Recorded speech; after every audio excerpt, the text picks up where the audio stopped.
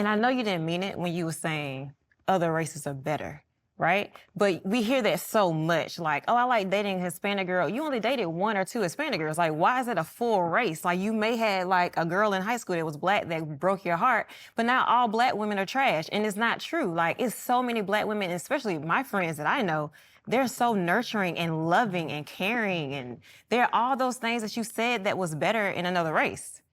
But the only difference is that they're black.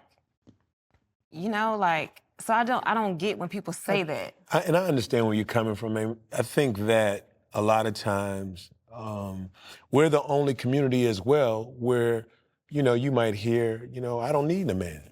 And you have a lot of single black women. And I don't think that's, we speak a lot of things that we may not necessarily intend to come across that way. But again, it goes back to our history. Oh, that's what I was going to say. It goes back We to do history. intend it, though. We intend it because that's what we're taught. But again, because we don't know the history, we don't know why that comes out of survival. So I will have clients all the time who will say, oh, I don't want a black woman, Spirit, because y'all are too hard, y'all are too mouthy, y'all are too this, too. And I always say, well, what you're saying is that she's too much for you.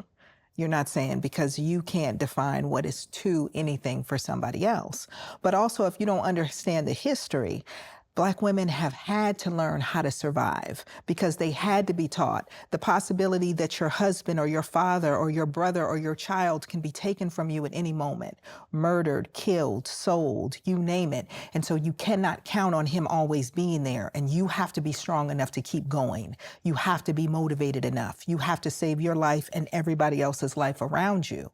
So that was a survival technique. Black people, African American people, are still in survival right now.